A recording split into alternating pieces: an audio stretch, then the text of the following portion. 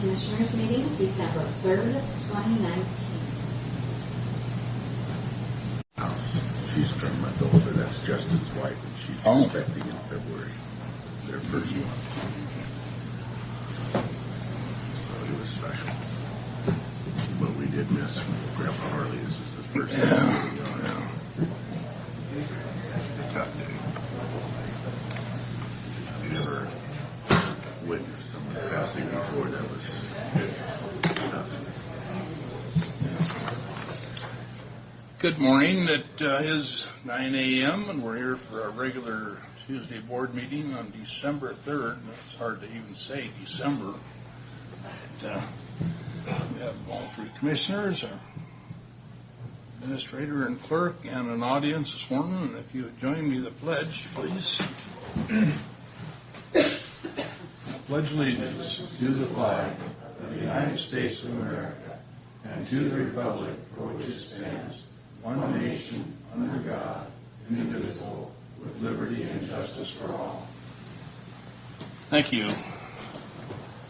Our first item on the agenda is we have board minutes from October 29, November 12, November 19. Any additions, changes, or corrections?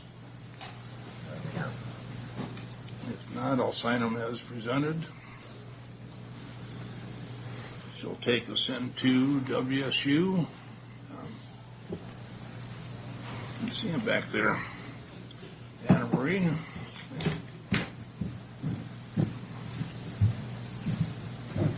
How are you? Good morning. Good morning.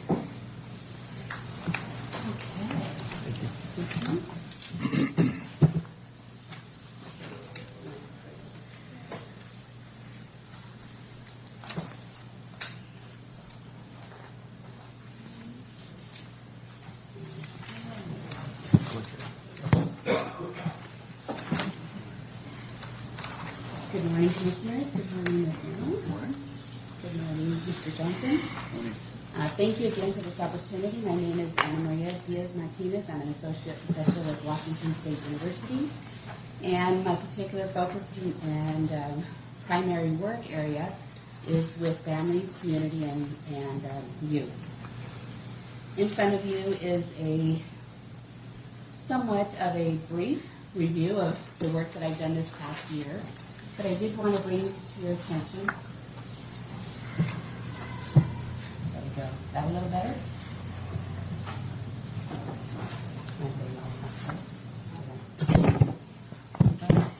All right, good. So with that, I wanted to tell you a little bit about the work that I've been doing this year. With that, we have the opportunity to work and engage in the community. Oh, it wasn't on. That's what I was asking. It's like it's supposed to push a button somewhere here. Had an opportunity to work with the community and to build some strong partnerships with our local agencies, but at the same time to be able to work and engage across the state with some of our larger organizational and statewide governance. There's three areas that I focus on, and one is with health, wellness, and active living across the lifespan. And that particularly focuses on looking at it from a health and nutrition. And when we talk about health and nutrition, it's focused also on it in a very holistic approach. It's not just about physiological or biological health, but we're looking at health and wellness in all aspects of the life and across the whole family lifespan.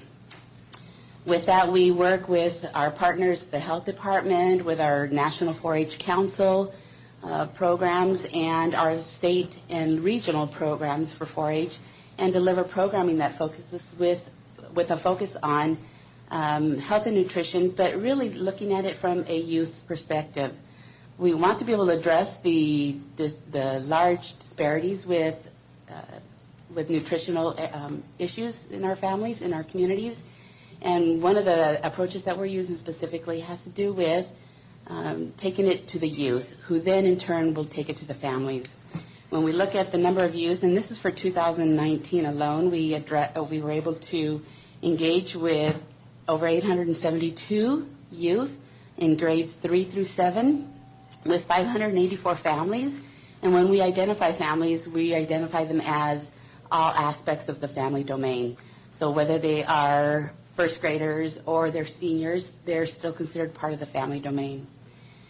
We are partnering with several agencies and organizations across the region. In Franklin County alone, we work very closely with our Boys and Girls Club, the Bobby Luttrell Teen Center, our Pasco Parks and Recreation, and some of our other local community organizations. And they have been great partners over the last 5 to 7 years with these programs because they have really been able to embrace the goals that we have in building strong and healthy families, but also because it helps meet some of their own individual and organizational goals and mandates.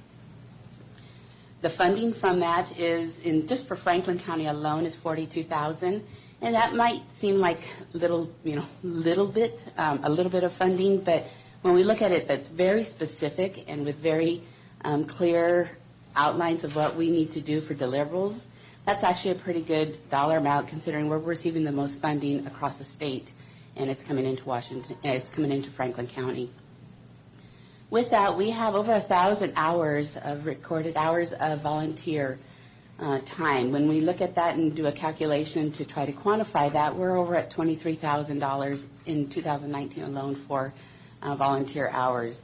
Volunteers are considered anyone who's supporting the program and is actually helping deliver the program, and as well as providing site coordination, which is a lot of work in terms of being able to utilize the resources that they have locally without us having to hire an additional person to administer these programs. The next area that I wanted to focus on is on our human and family development. We have a program that I work with specifically. It's called Strengthening Families for Parents and Youth 10 to 14. It is an evidence-based, nationally and internationally recognized program. It is on the blueprints, and it is shown, and to be considered on blueprints requires it to have high level of rigor in their science testing. It is designed as a prevention program for alcohol, drug, and substance use, and we've seen it have a great impact on addressing high-risk behavior problems. It is a family-centered program, which means all family members participate in these programs. It is voluntary. We do have some areas that have looked at and are actually delivering this program as part of a mandate program through the court systems or through the juvenile court systems as well. And with that, it provides an opportunity for families to engage in a way that they can develop some skills and further provide some avenues for opening communication, which addresses some of the areas that tend to have an impact when we're talking about drugs and alcohol and high-risk behavior. With that, I am one of 9 nationally certified trainers, and so that's not a lot of trainers nationally, but I am the only one on this side of Iowa that is trained to deliver and to train others to deliver this program, which provides some recognition, because they're like, well, where are you from? It's like, well, I'm from Franklin County, and I'm from the Tri-Cities, and like, what? And that gives us an opportunity to really highlight the work that we're doing in our area. With that, it also provides a very local and practical resource for our community, since I can train, and I do train here locally more often than I do train outside of this area. But this training for them, because I am local and it's my commitment to my community, is provided at no cost to them. And so if I have to travel outside of my area, there is a cost, and the impact is very different at that point in time. We've been able to, as part of that, increase our capacity for trainers in our local area. And that's one of my primary goals, is to build that capacity. And being able to build that capacity, that means that we have people that are certified and trained to be able to deliver this evidence-based program that has high impact in being able to address some of the issues that our community is faced with and our families are faced with. The last part is, with that opportunity also, is to engage with our statewide community partner, which is the Healthcare Authority, and more specifically through the Department of Health and Behavioral Health and Recovery. And with that is that they have found that we have, that this is our expertise area, and with that we are able to actually coordinate with them, and they fund us to be the experts for the state in this area. And that provides us an opportunity to be able to address some of the needs from our local coalitions. What you'll see there listed is our Prevention and Wellness Initiative coalitions who are receiving state funding through either a dedicated marijuana account or some of these other state-funded accounts to be able to address and use a preventative method to address alcohol and drug use with our youth and families. With that, it's also working with our local community-based organizations, our social service agencies, and schools within the school district here who are delivering this program and having some very profound impacts. And I'm going to put that together for our next report showing the impacts for 2019, but we're in the process of collecting that data and putting it together for you. The last area I want to address here is our community impact projects. And these are 3 largely funded programs, research studies that will focus here in Franklin County. And one of them is looking at, it's called the HEAL, Health Education Through Arts-Based Learning. We have received a $1.2 million grant through National Institutes of Health, and it's actually through a SEPA award, which is our Science and Science Education Partnership Alliance. And with that, we will focus on actually increasing the number of youth who become interested in the health sciences. When we look at the data, we see a disparity in certain ethnic populations in terms of their representation in some of the health science fields. And with that, we're looking at specifically 2 sites, and that's actually running through the Tri-Cities and the Yakima corridor. So we have quite a bit of money coming into this particular area over the next 5 years related to our health education through arts-based learning.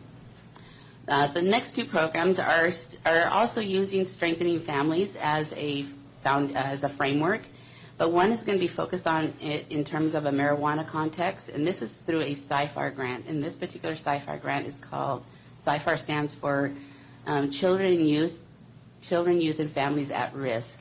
It's federal funding that will, the $780,000 will focus on sites here in Franklin County as well as in Spokane and King County, where we'll be working on that 7-week evidence-based program and incorporating information for families in the context of marijuana, considering that we're one of the states that have legalized recreational. The context and that conversation is very different and really important in terms of addressing some issues with how families are communicating about this information, And then the last part of it is also using the Strengthening Families framework, but this is in terms of it. This is in the context of opioid use. And with this, we're in partnership with the Washington State University Elson Floyd Medical School, and they're working on the treatment and recovery part of it, and us through Extension, which will focus in Franklin County, Yakima County, and Spokane County. We're focusing on it in terms of the prevention piece, which is where we're coming in with Strengthening Families. Excuse me.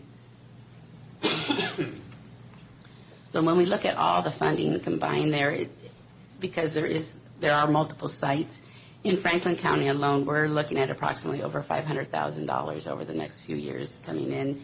And this will go to not only the administration of the trials and the research, but more importantly, it'll go to our community members who will be engaged in delivering the programming. So they'll be able to receive funding to either administer the programs there in their area or to actually become part of the teaching team in these areas. So we do have quite a bit of funding coming in that respect. These programs in themselves, because they are studies, are self-funded. But what they will provide us an opportunity to do is to address it and actually seek funding on a more permanent level, and also provide an opportunity to increase our ability to get some additional federal funding to support these programs on a sustainable level. That is a lot of talking in a matter of a few minutes, and I'd like to ask you if you have any questions or anything you'd like me to clarify. One of the things that we want to focus on also is making sure that we're not duplicating the services or the programming or the research that we're doing, but that we're leveraging what our community already offers, but at the same time being able to provide and become the experts in our particular fields. Marie, do you, on your first segment here, health, wellness, and activity, Yes. I see you've got 872 youth grades 3 through 7. Is that getting up into the North County also, or is that all? This is in 2019. 2020, we're looking at Connell and Calotes because these programs are now really focused on rural, and that's why this particular area is very popular or highly sought out because of our ruralness of the area, the demographics. So it will be going in 2020. It'll be going to Connell, Calotes, North Franklin is what we're looking at. Yeah, so often I see North Franklin just gets lost in the works. You know. And part of that is that we really try to make sure that we've got a good, strong base and framework to work it, so that when we pull it out into rural communities, because rural communities have challenges because of how rural they are. Yeah. Starting there sometimes is a little bit harder, but that's where we're rolling out to. Okay. Thank you. Great.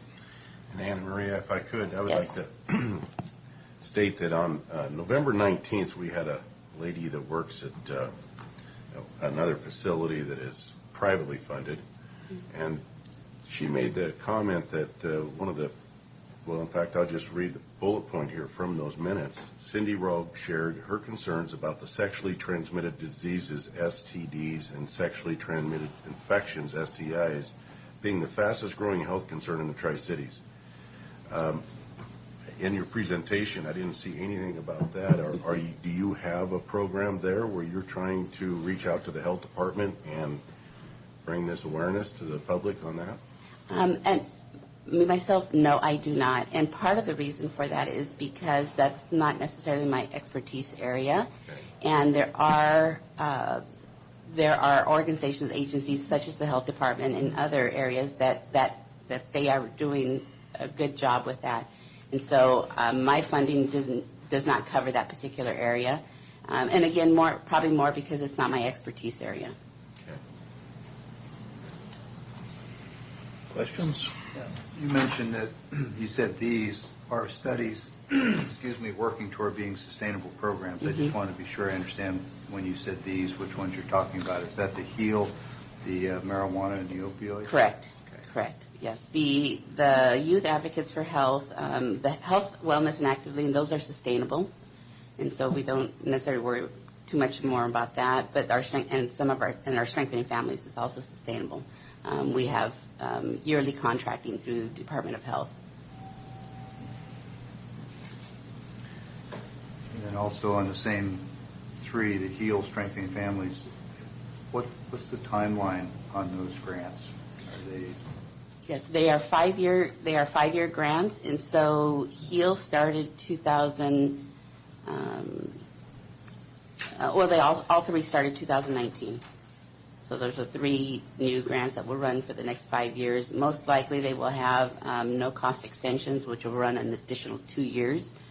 So the funding will be available for 5 to 7 years. Mm-hmm.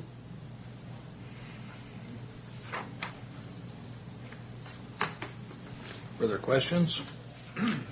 Thank you so much. Thanks, Maureen. Thank you. And we'll see you in the next round. All right.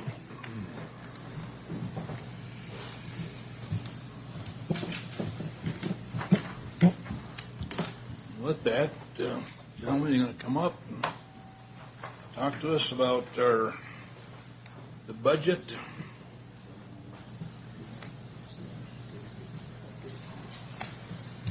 Excuse me, that's some pink paint on there. Found some pink. Sure if an old one got loaded first and then changed. Two of us did not. That's, Who's going to lead us off on this? I will. Good morning, Commissioners. We are convened for the purpose of a public hearing today for the public to speak on questions regarding the budget. I'll tell you, in terms of raw numbers, not anything material has changed since last week when we spoke about this. We are looking at making sure that we get this done before the end of the year. I don't anticipate decisions today on the final budget. We would probably anticipate that next Tuesday at our meeting. There are some more or less consensus items that we'd like the board to consider and decide on so that we can include those in the appropriate resolutions that have to come before the board, particularly with regard to whether or not the board wishes to take the 1% this year, whether we want to use any of our bank capacity, making sure that any discussion of a potential road shift that would impact the county roads budget can be considered. So there's some pretty significant consensus items that we need to be able, that the auditor's office, myself, need to have so that we can prepare the final documents for adoption by the board. In terms of what we've heard and what we know, the county is certainly not immune from the realities of the economy and from limitations in state law, and making sure that if revenues are not growing at the pace that we would need to meet all of our wants, that we have to find ways to economize and reduce services or not provide those services. And as you're well aware, and I hope the public is aware, that each year we go through this line by line and look at those items that we think are what we would consider must-pays or necessary functions of county government. And then those things that are optional quite frequently do not get included in the final adopted budget, simply because we won't project having the resources available to do so. So with that, as just a general background comment,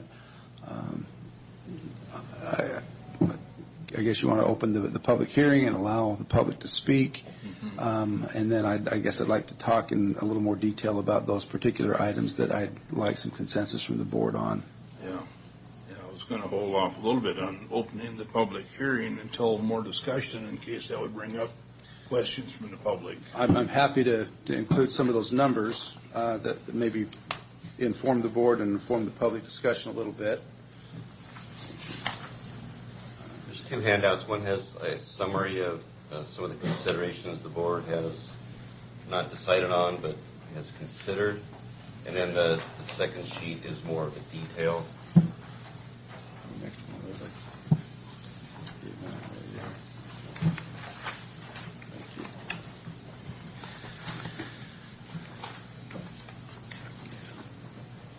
So the first sheet on the current expense fund budget balancing, we had an additional initial projection of a deficit of $1.9 million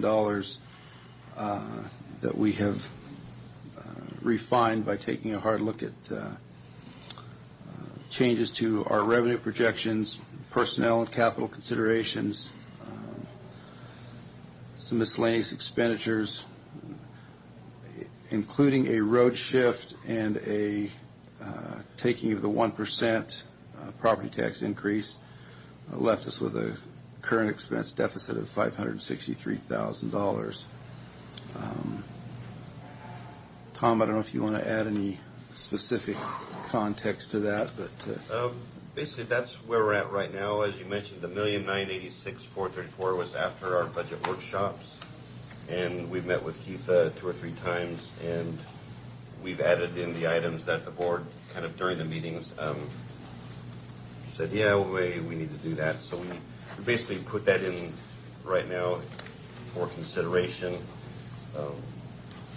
Tim's bringing up the computer here, but so right now we still have $563,076 whole to make up. That does.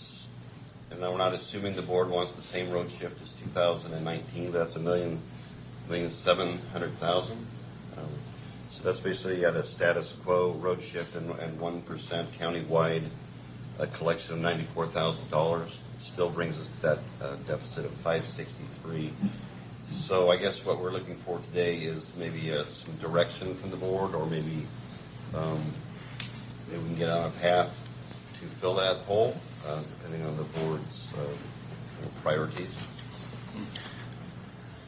If the board wishes to take the 1% from the previous year, that would be the $94,142 that you see. There's a 1% available for the county road fund of $35,578, and we have banked capacity in the current expense fund of $72,553, and in the county road fund of $30,038. So those are items to be considered as well. So, Keith, a couple initial questions. The subtotal for revenue considerations, $480,000. Flush that out for me, would you? Is that new construction, new value? What is that? well, we had preliminary figures at the time we drafted the preliminary budget. Okay. And we have since refined that to increase basically our revenue expectation for next year by $480,000. That's on this sheet. And that's a combination of all of our revenue lines. Got it. So the subtotal for personnel considerations, minus $299, that's the cost of new requested positions? That's the cost of new requested positions that we felt were essential, as well as it includes a recommendation for a 2% COLA for our non-bargaining employees. And is this part of the contracted increases? Generally speaking, yes. There are still a couple of contracts open for negotiation, but within... Or what's contracted Yeah. already is included? Yes. Those that are already contracted are included.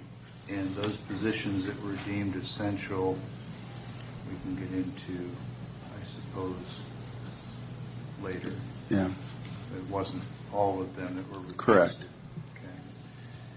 And capital considerations, same thing. You've included ones that were deemed essential, and There's very little funding coming out of current expense for capital improvements.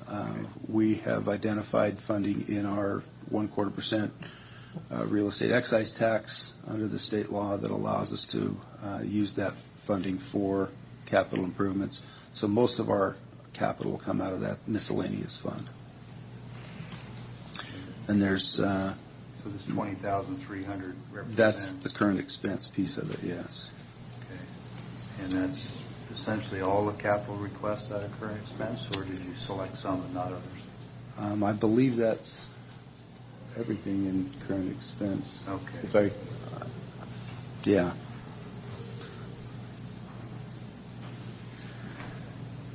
And miscellaneous expenditure considerations, get a little bit more on that, $531,000.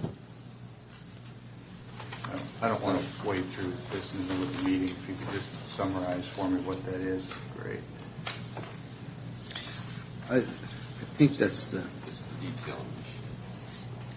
On page 2 of the longer handout, the detail that makes that out. Yeah, maybe There's we could quite a just bit. summarize that into a sentence for me, which I appreciate the detail, and you're an accountant. and Essentially- This works for you, but in a meeting and a hearing. Essentially, I understand it is, long and that's the short. sum total of those detailed items that we thought were essential to, essentially must-pays, for lack of a better term, that needed to be included. There were some adjustments that we don't have a lot of wiggle room to deny those, because we're going to have to pay them anyway.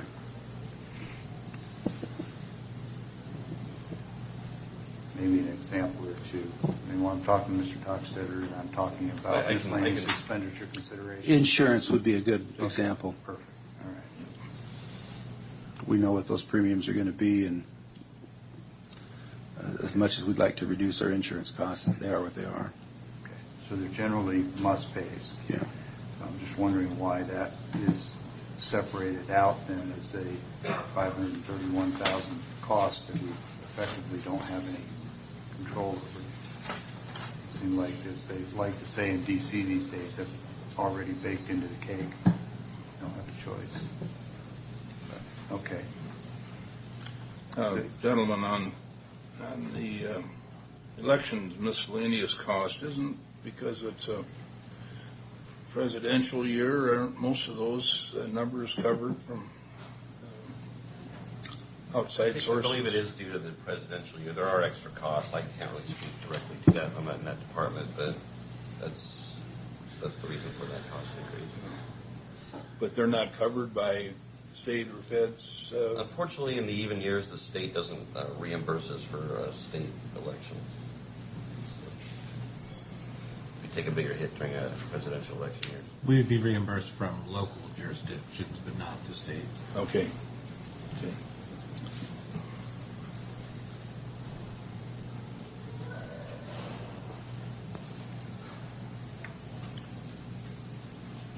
See any further questions pop up before we open the hearing? Can anybody tell me how much of our revenue picture this year is new value in the county? I think it's around, I'd have to go back to the last report. I don't see anybody from the assessor's office. Do you have that information handy?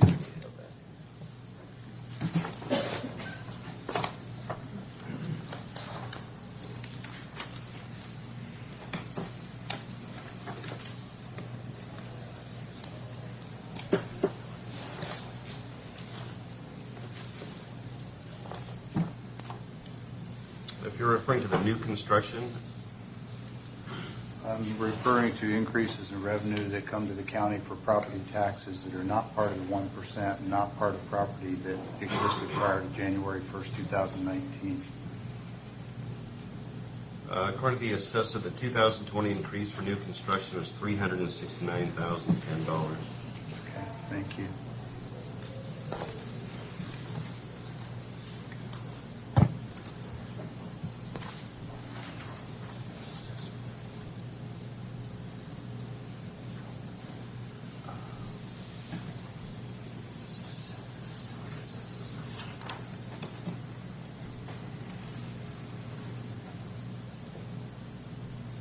Ready to open the hearing, gentlemen? Yep. At this time, we will open the public hearing. Here, anybody who would like to speak towards the budget? Okay. I will also exercise more professionalism this time when speaking to the board. Lesson learned, Commissioner Cook. So the first question that I would ask is, at the last meeting, you had said that it was likely you would have to shift, I think it was 1.7 million out of the roads. And a comment was made by Commissioner Peck that one of the reasons you have to do that is because of a number of unfunded mandates that you are receiving from the state. So upon hearing that, the three questions I guess that I would ask, if I'm permitted to, is first, have we explored the possibility of bonds and levies to help cover some of that? And if so, what was the hang-up with that? The second is, what would you say the three most challenging unfunded mandates that are affecting our budget would be? And then the final one is, what would the overall effect on county services and the perception of our county government be if we were to trim the staff any further than we already have? One of the things that was mentioned in the budget was that our county administrator, I believe it was it a financial analyst or a policy analyst you wanted? Both. Combination of that. A combination of that, and I assume that the request would have been made because in the long term that could have been a cost-saving measure given what they would be asked to do. So I guess those are the questions that come to my mind, especially having sat through all of the budget workshops. By the way, they were very transparent and open. You guys did a great job. So I'm going to go sit down because I don't want to risk not being professional, and I'm just going to, I await your response. I'm happy to respond to those excellent questions. The first one, if I understood it correctly, was looking at bonds or levies.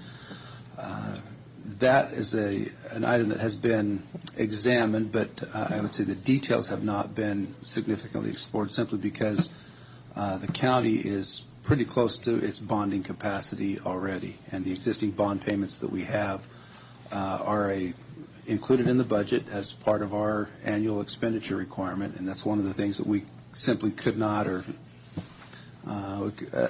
couldn't avoid making those payments without affecting bondholders, the county's credit risk. There's a number of negative things that would occur if the county were to try to do something different and not meeting our bond obligations. And that leads kind of into the explanation of the next question of some of our more serious mandates. The general area of law enforcement, not just the sheriff's office and the jail, but more broadly the prosecution and defense of criminal charges, all of those things come into play as a significant mandate. We have been, over the last 4 years, working to extricate ourselves from a class action lawsuit related to conditions within our jail facility.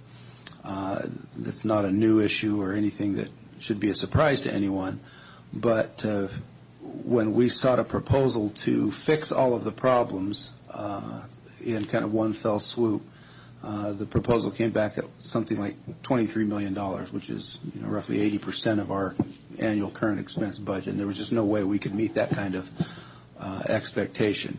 And so the sheriff and jail commander and their staff have come up with some very unique and compelling plans to fix many or most of the problems in the existing facility, the old jail, as well as some construction problems that we've recognized in the new jail that have taken a significant portion of new revenues to get us out of that legal situation and move forward with an operating facility that meets civil right requirements of the inmates in the facility, protects the safety of our staff, and meets our needs going forward. I also mentioned defending and prosecution of criminal defense actions. Office of Public Defense, OPD, is the acronym that we use. Increasingly costly to find and retain felony qualified attorneys. They are capped by the state Office of Public Defense, the number of cases that they can have. And so if and when we exceed that case limit, it requires the county to come back and hire additional attorneys to represent those that are accused. And the state does not provide any additional funding for us to handle those cases. Right now, the state, I think, pays our county about $87,000 a year for public defense services, and that doesn't pay for one attorney. We have 10 or 11 in the felony docket, and we also have to cover the juvenile docket and district court as well. So the state's not anywhere near funding the requirements that they place upon us for public defense work. The Washington State Association of Counties is pursuing changing that in the legislature. It's been a long, difficult road. It's been an issue that they've brought up repeatedly. It's a matter of record that they are considering or pursuing legal action against the state for an unfunded mandate. But those are the law enforcement arena in a general sense, but specifically the jail, Office of Public Defense, and continuing law enforcement, providing support. We're a growing community, a fast-growing community. The sheriff's deputies' resources are very stretched. They've had to balance their work with overtime of their staff. Those all are costs of the county that we can't really avoid as we're looking to protect the health and safety of the citizens of Franklin County.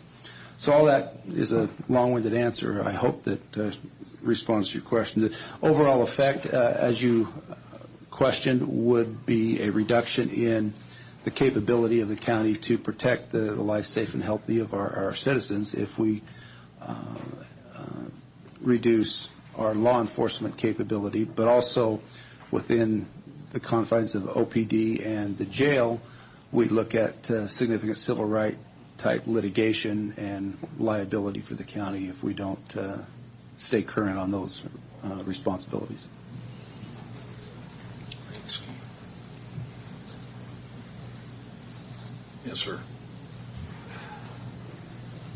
I feel that the public is being fed some fuzzy math here. I mean, we hear the deficit. What percentage of the total budget is it? Is it an increase in last year's budget? What are we looking at here? there's a couple other items here. Typical state or government budgets that I've been around, there's no carry forward of the last year's budget. It's always spent at the end.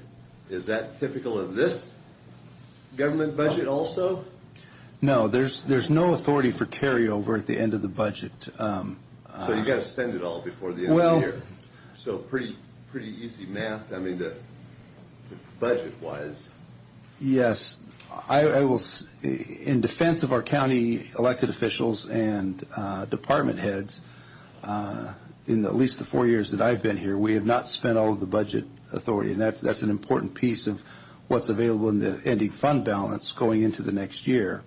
I think we are projected to be at about 96% of our spending authority for the end of this year. But you never spent under your budget.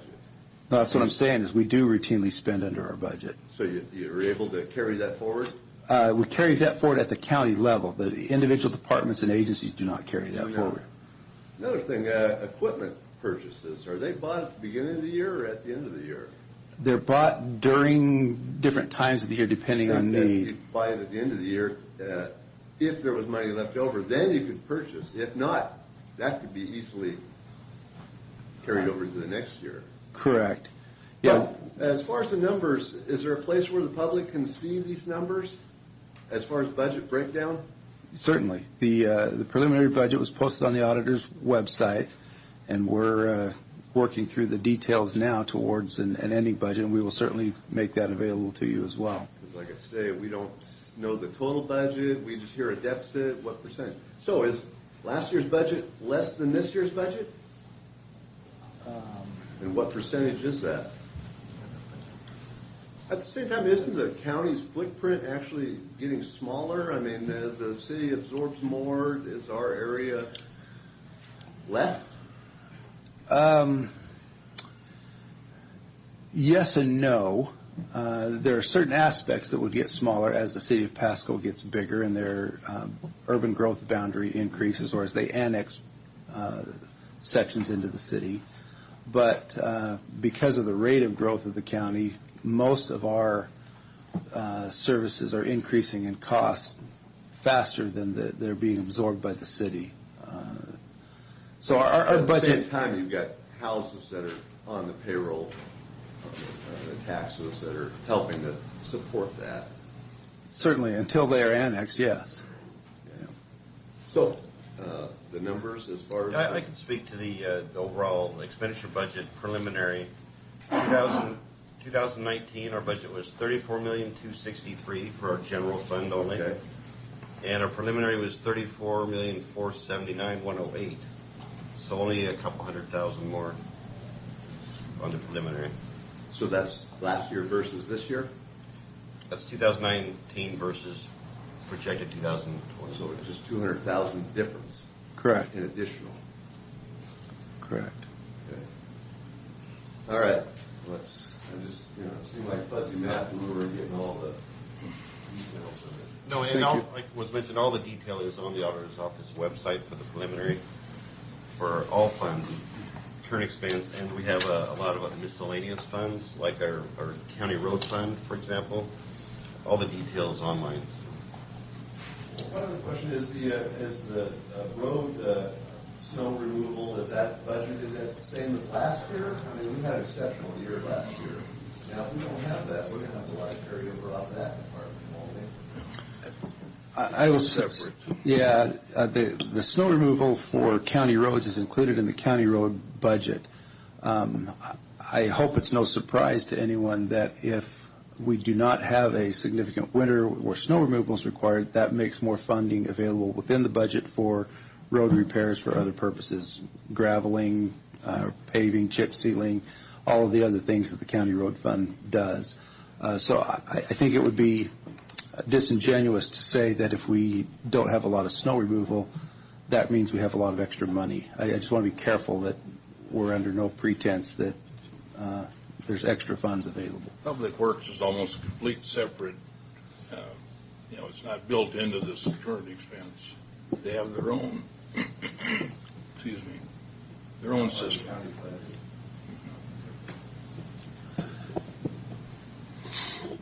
Anybody else? Yeah. Excuse me. Good morning. I'm Kurt Didier. I'm not going to call fuzzy math because I don't get on a computer, so I can't go through your budget and see it. I do have some major questions. Like I said, I could talk here 24 hours on budget, different things in this county what's going on. First one, you say you're only $200,000 more this year than last year on the budget. That was initially from our preliminary, Okay. so we've made some considerations. It hasn't changed, officially, but right now we are looking at some considerations that would change that number. Yes. My question then is how are we, quote, was in your initial deal, $2 million in the red? If we're only $200,000 more this year than last year, vice versa, how are we $2 million from where we need to be initially? Now, you work the numbers. I understand. I don't hear really well, but you're down to about 500,000. Yeah. Now? The $2 million was because the board every year considers a road shift. That's not in our preliminary numbers. We don't Okay. make the assumption that the board's going to do that every year. Okay. All right. Problem solved there. Okay. Next question, or next deal is, last meeting, there was deal on the boundary, on the travel deal and everything.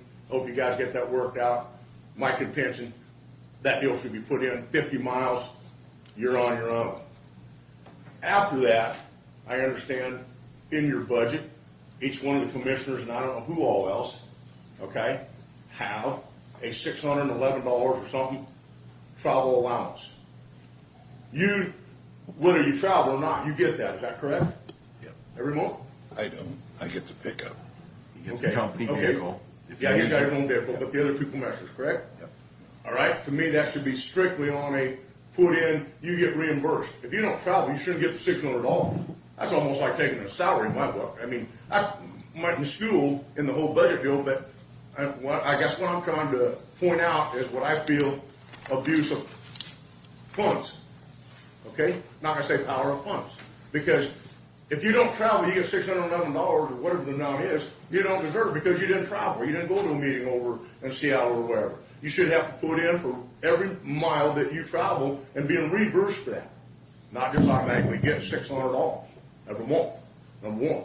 Then I want to get back to something that I believe Commissioner Peck misunderstood me last week in the deal of this Aviva and health insurance taking a salary.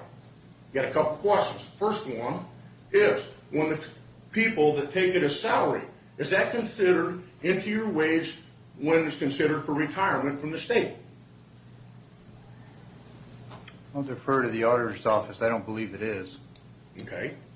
But nobody knows, right? Well, I think we need.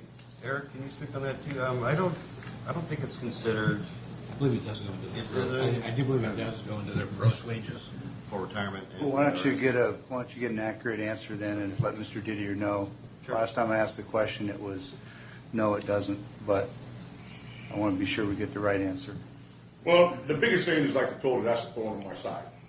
Two things I feel we've taken as a county of benefit and turned it into an entitlement, whether it's a Viva account or whether it's salary taken by some people.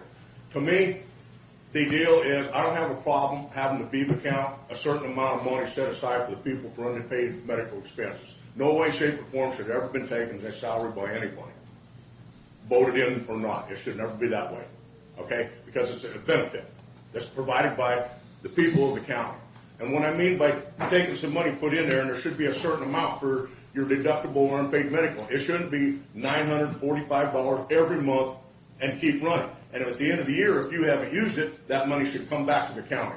Because it's a benefit provided by the people for you people for your unpaid medical expenses. Not to take a salary, not to roll over into a big account.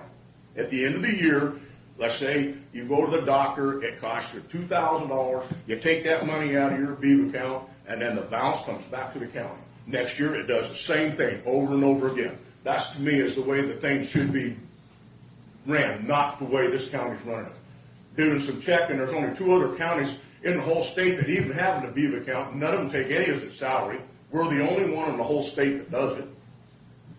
I guess I don't understand where this thing goes. You talk about you got a shortfall. I mean, right there, you've cut $500,000 out of your budget in a heartbeat.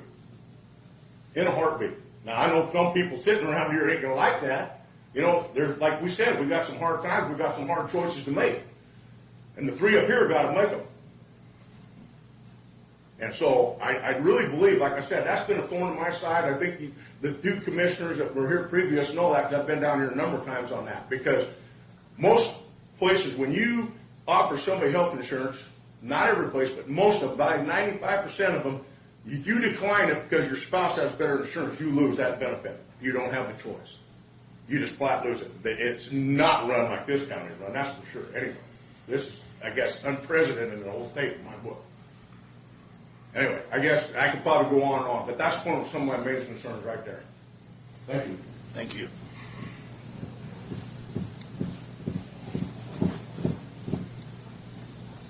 George Dockstetter, 4951 South Landing Road. I've got several questions. One, what is the average salary for a county employee in Franklin County?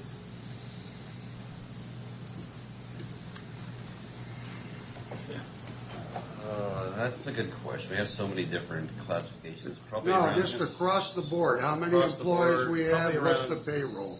60,000 maybe. I mean, that's just a guess. And the average person in Franklin County makes 42 grand a year.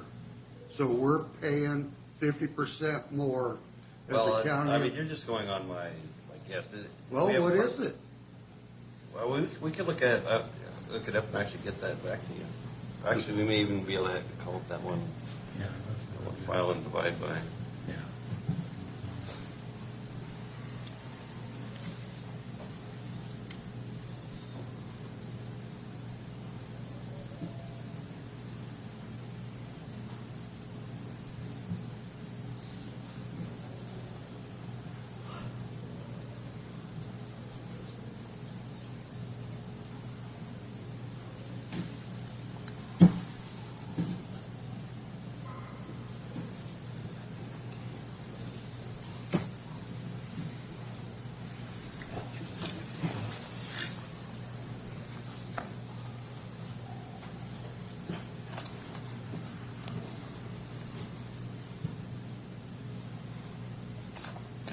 Tom, while you're looking that up, how many employees do we have in the county currently?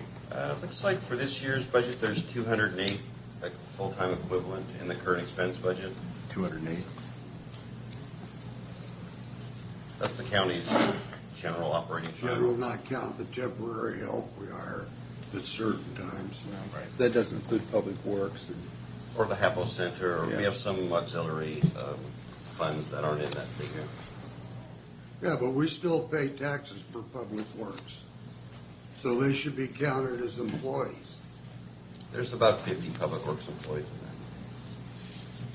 So we've got closer to 300 employees than we do 200.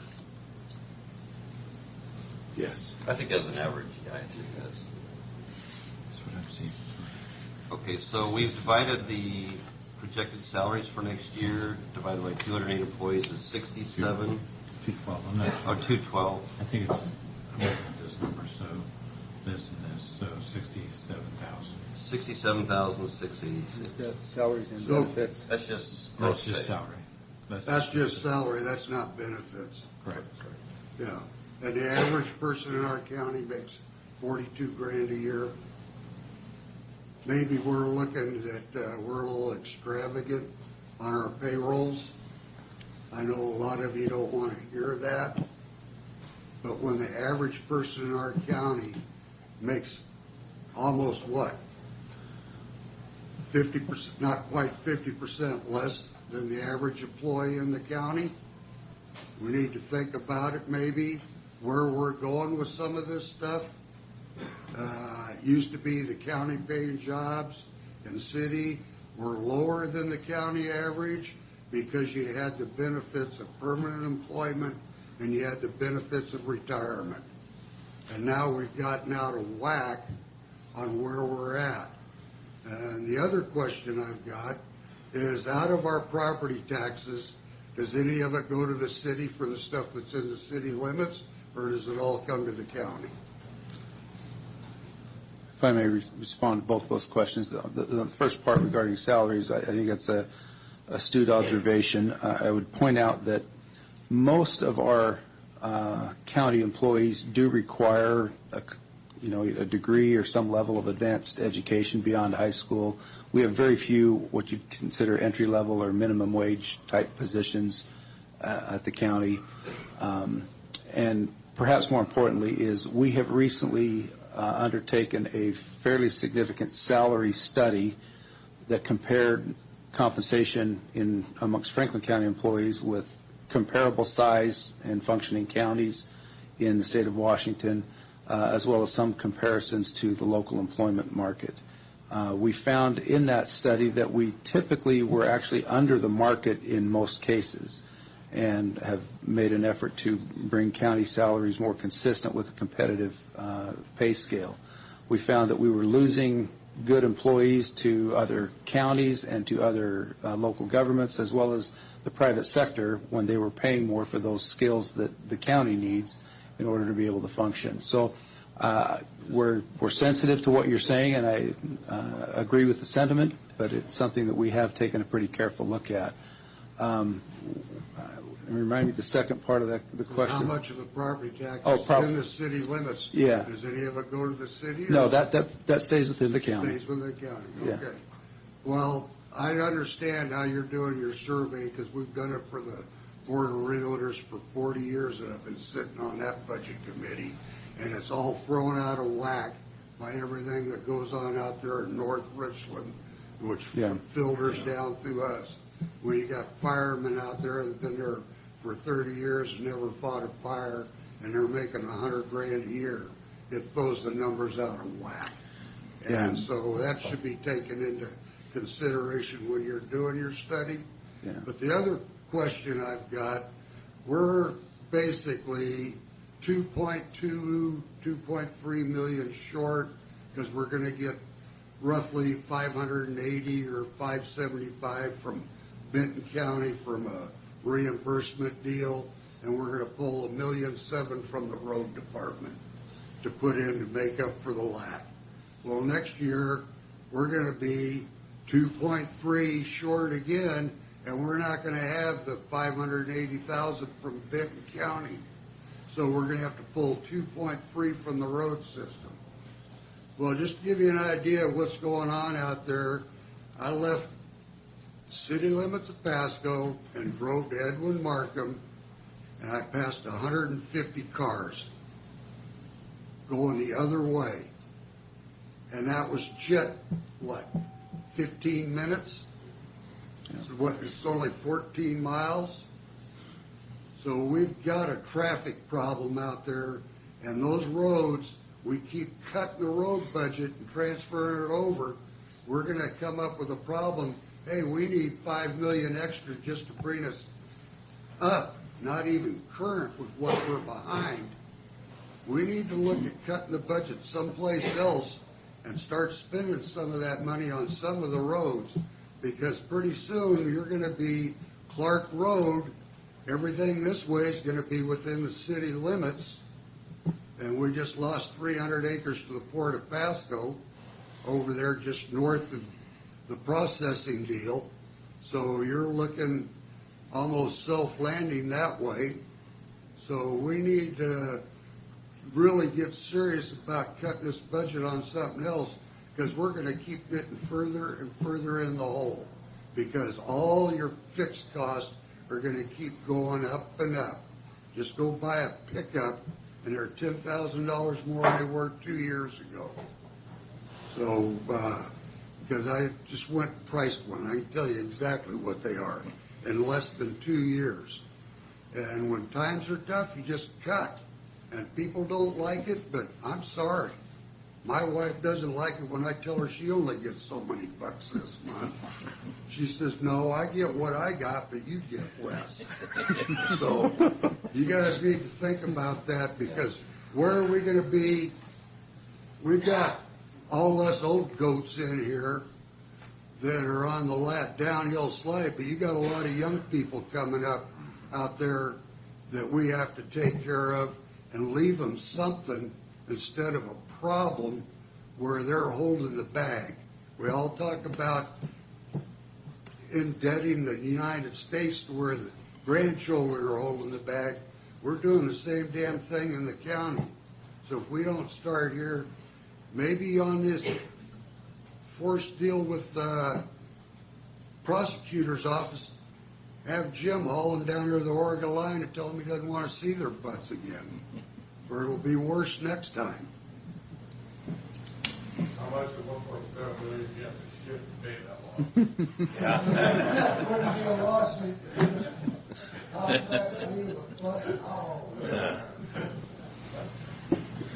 Vice Speaker, real quick, we've looked and you don't pay into retirement on the VIVA that's turned into gross pay.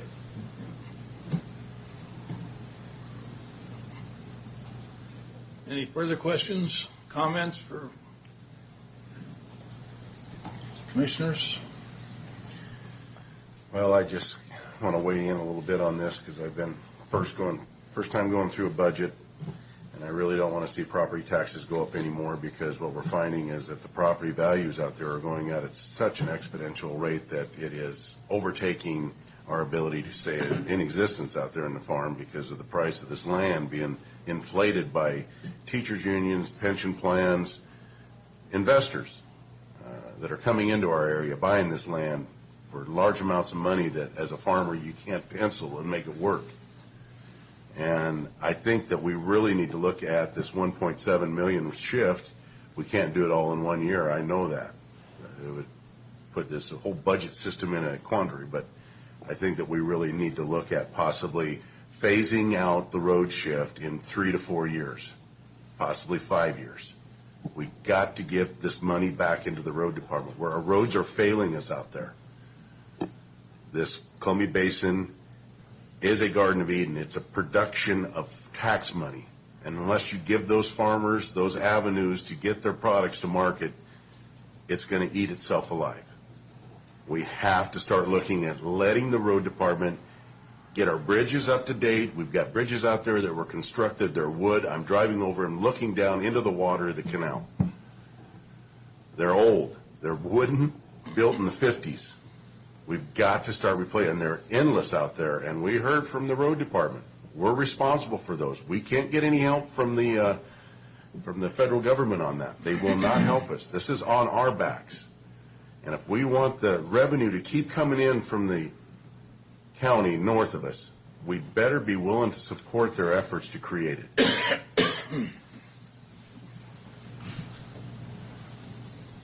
Further? Just doing the math there, Mr. Chairman. Just to put it in perspective, you cut 17 positions, it pays for the road shift.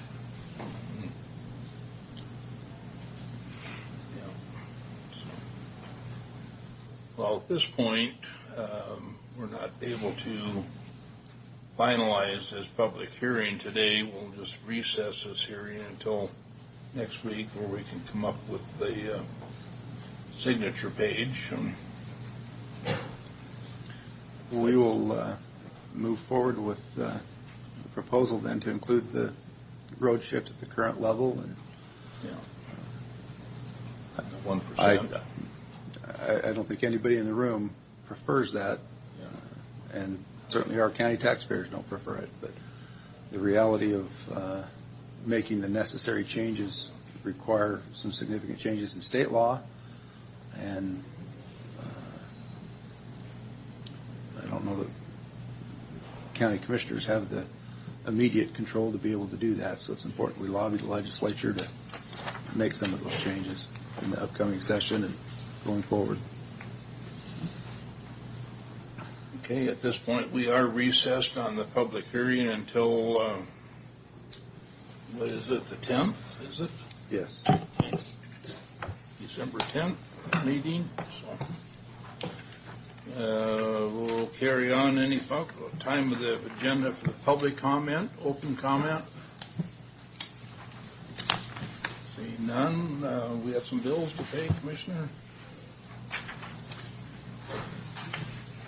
One item this morning, Mr. Chairman, fund expenditures. Move for approval of fund expenditures in a total amount of $325,303.04. Note that this has been reviewed and signed by the county administrator and 2 representatives of the county auditor's office. I second. All in favor? Aye. Aye. And you said that was one and final? That's the only one. All right, we'll move on to consent agenda. We have one on the consent agenda today. For approval of consent agenda is presented. Thank you, gentlemen. Consent agenda. No discussion. Are you going to second it? Second. All in favor? Aye. Aye. That takes us to Keith.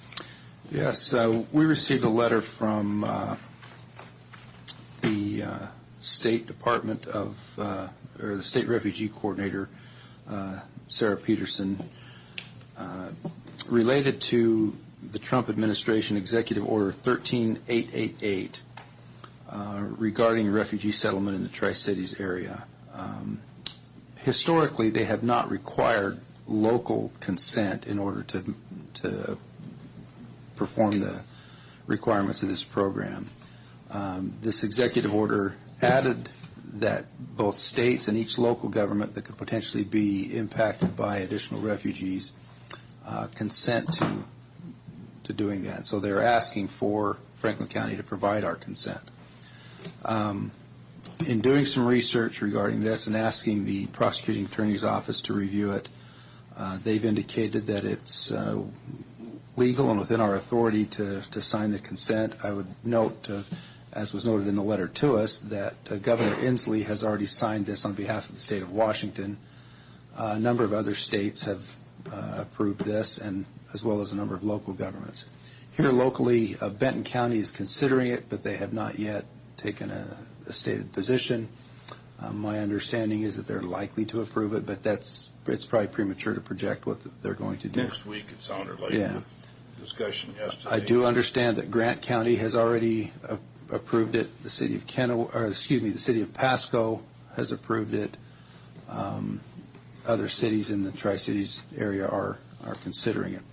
I spoke to the executive director of World Relief over in Kennewick, who facilitates this program locally, to get a little more information from him. This is a program, in essence, that's been going on for some time. These are people that have been vetted and are legally here by authority of the U.S. government. They're not illegal aliens that come into the country. They're legitimate. They have legitimate refugee status under the federal guidelines and rules. The purpose of this is so that these local charities, the Catholic charities, Lutheran charities, Jewish charities, there's a number of primarily religious groups, as well as World Relief, which is not necessarily a religious organization, but they all apply for grants under this program to help provide housing assistance for those refugees coming into the United States. The local director indicated to me that they're expecting maybe up to 18 people in 2020 in the city of Pasco. They primarily within the city. Most of the refugees that come into the Tri-Cities area, they find housing for them in Kennewick. They do work with the other local governments as well. They're not coming into government housing. He said literally all of them come into homes of family members that are already living here that have space for them, and they coordinate with them to provide that housing. So the request is that Franklin County, through its Board of Commissioners, approve the local consent of the program so that these local charities can then apply for funding through the federal grant program that the state coordinates. The letter that was presented to you perhaps should be, rather than saying just the chairman's authority, it probably should state the consent or the consensus of the entire board. But wanted to present that back to you after having the legal research done on it and making sure that we had some facts about what's being asked of us before we sign that letter. I would note that there is a meeting at the City Hall on Monday the 9th, that's next Monday, where Sarah Peterson from the state of Washington, as well as, I think his name is Ken Primus from World Relief, who's the local Kennewick executive director, are going to be making a presentation about this program and its impacts on local communities and kind of what's being requested. And I plan on attending that meeting on the county's behalf. So what is the impact to our county? In terms of county budget, there's none. I mean, we're not setting aside additional funds or anything like that as a result of this. There's not a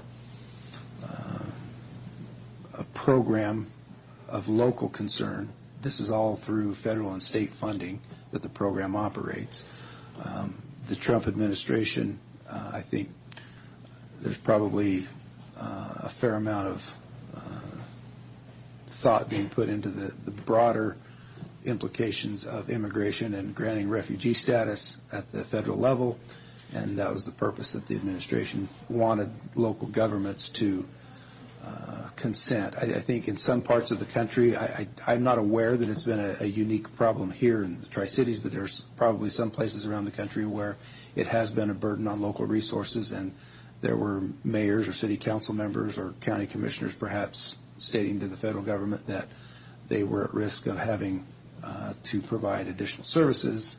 I don't foresee, for the small number of people that will be coming into Franklin County, that would be a material issue for us. But the principle of the matter certainly is something that commissioners want to pay attention to. Well, this is the first time that we've had the opportunity to weigh in on it, correct? Yes. The Trump administration is allowing the local governments to weigh in on it. Correct. Because there are local governments, and I noticed that when you started that you said Inslee was already granted this for the state of Washington. Has anything Inslee done? Do we want to side with him on anything that he's done? That's a political question. And this liberal legislature we got over there that passed all those taxes in the middle of the night. I mean, honestly, as much as I'm for this, we just went through our budget. And you can't say that it's not going to be a burden on us, because if there is any need, we have the services available for these people. And so it's going to create, and it's only 18 now. But how many could it be in the future? We don't know. And we're committing ourselves to a program, honestly, that we can't afford. I'm looking at our budget right now. This is not going to be easy, because I can't foresee voting for a shift of 1.7 away from our roads. I can't vote for a tax increase on my neighbors out there that I know how much of a burden it is on them for their valuations and the tax rates that are going up, and I realize how hard it is to make a go of it out there in the farmlands. So I, for one, I'm a little bit happy that the Trump administration has finally given us a choice. And I think we really need to weigh, and I think there's enough communities that will, church groups and people that are working with these refugees to help them, where this shouldn't be a government issue myself. It should be. Well, I hear your concerns. By providing local government consent, I think you're allowing these local charitable organizations to then apply for the grants. Which is tax money. Let's face facts. Grant money, it's all tax dollars. One way or another, the government doesn't create the revenue. It takes the revenue and redistributes it. So grant money, whatever you want to call it, it's tax money. Just on a broader scale. I don't disagree. Okay.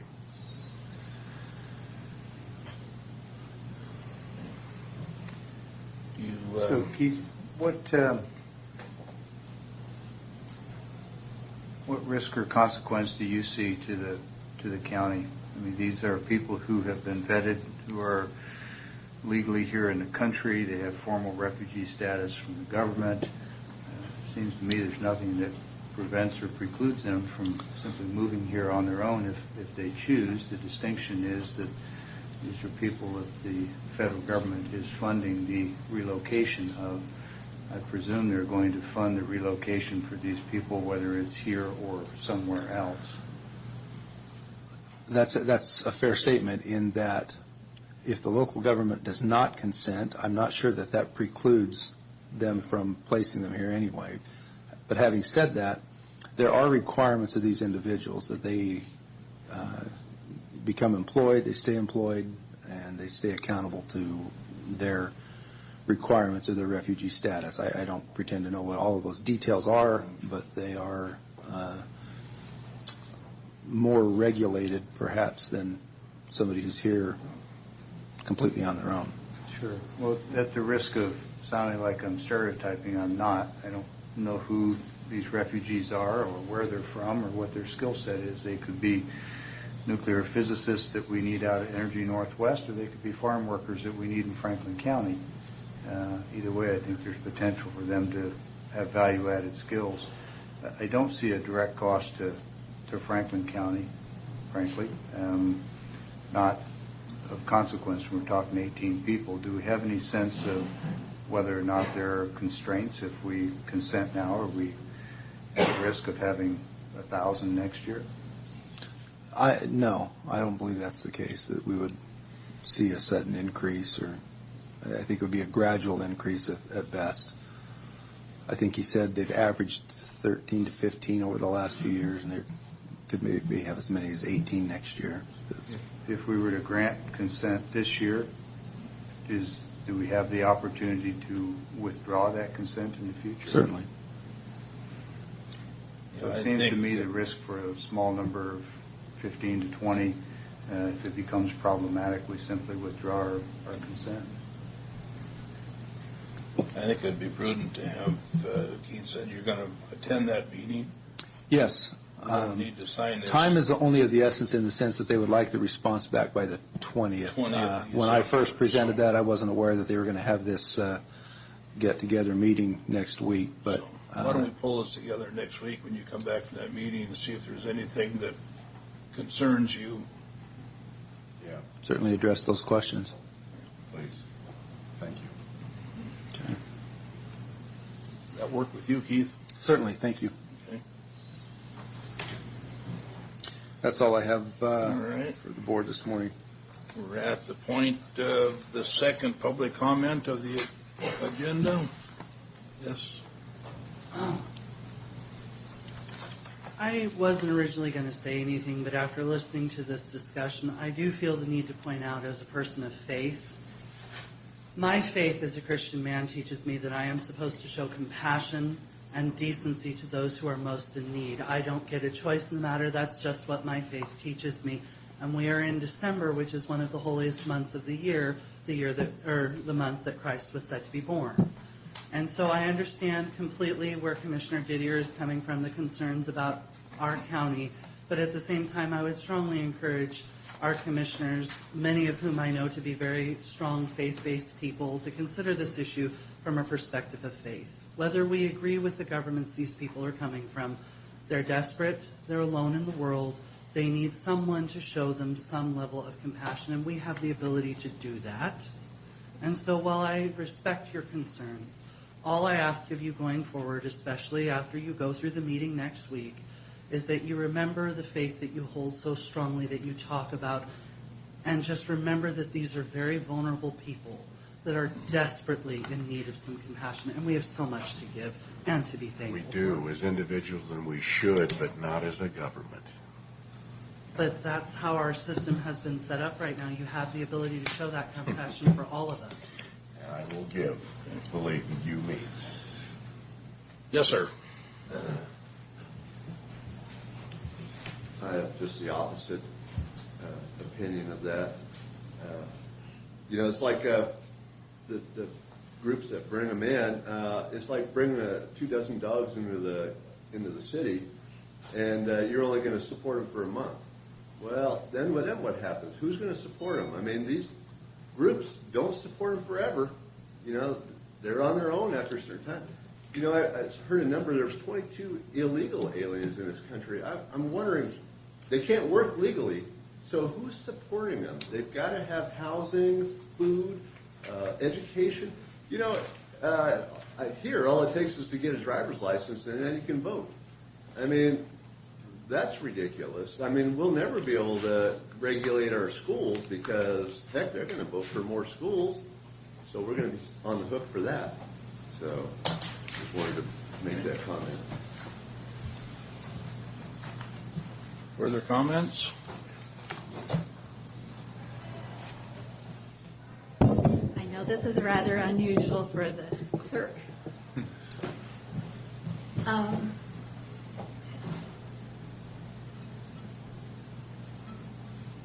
And I'm an emotional person, so please disregard that. I encourage each of you, especially the commissioners, to attend that meeting because I too had the same feelings that you had, Mark, because of media and how things were. And I went to a meeting and my life was changed. It is way different than any of the organizations that you ever think is there. So I please encourage you to go to that meeting and not be ill-representative or have preconceived ideas of what you think this group and organization is, and get knowledge before you sign that. And I agree with Commissioner Cook to hold off until you do hear that so that you have a good understanding of what you are signing. Thank you.